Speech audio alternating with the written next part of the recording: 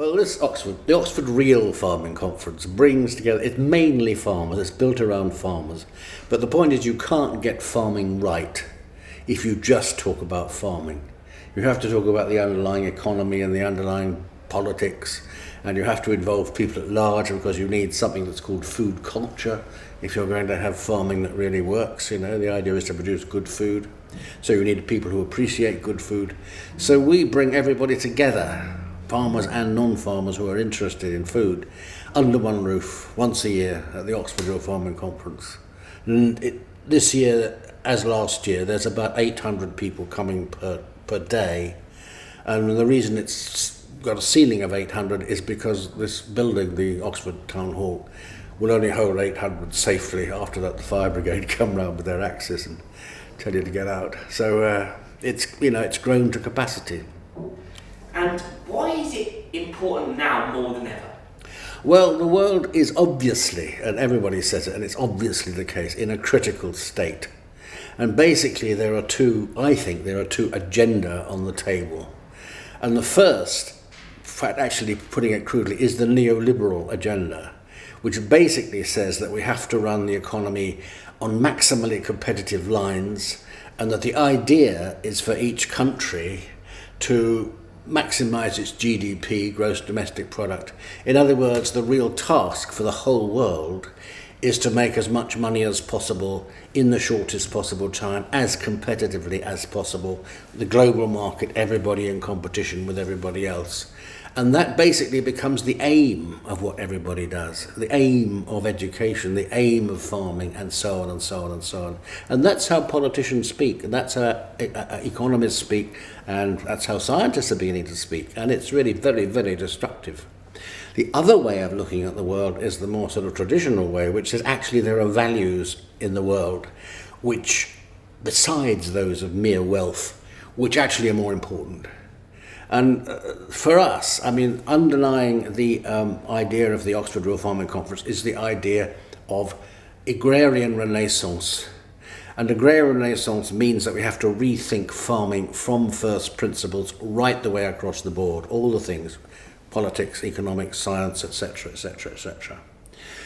And what we're trying to achieve is what one might call, what we are calling, enlightened agriculture. Enlightened agriculture is agriculture that is expressly designed to produce good food for everybody without wrecking the world, as opposed to agriculture which is simply designed to make as much money as possible.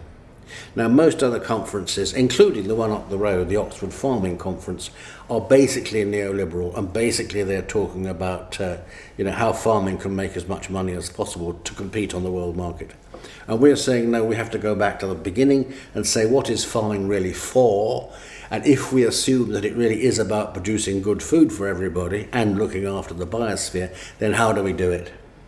And actually, if you analyse enlightened agriculture, otherwise known as real farming, hence the name of the conference, you find that there are three main components. The first is agroecology, which is the need to treat farming or individual farms as ecosystems, and to treat farming as a whole as an integral part of the biosphere, as opposed to trying to take nature by the scruff of the neck and beat it into a sort of economic shape that you happen to find convenient.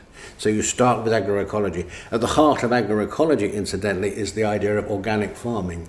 And that's why organic farming is important. Not because it's a niche market that can make some people a little bit of money, which is, again, what's being discussed elsewhere, but because it is the core idea of agroecology, which is the centre of enlightened agriculture, which is what the world needs. The second major component of enlightened agriculture is the idea of food sovereignty, which says people should have control over their own food supply. It's a moral point, very obviously, a sort of human rights point, but it is, it's one you need acting upon, and it needs political and economic will to make it work. And the third component is economic democracy. In other words, which is basically a variation of social democracy. And basically what it says is, look, instead of us living our lives in order to in accord with the diktats of neoliberalism. In other words, living our lives as if we intended simply to make as much money as possible.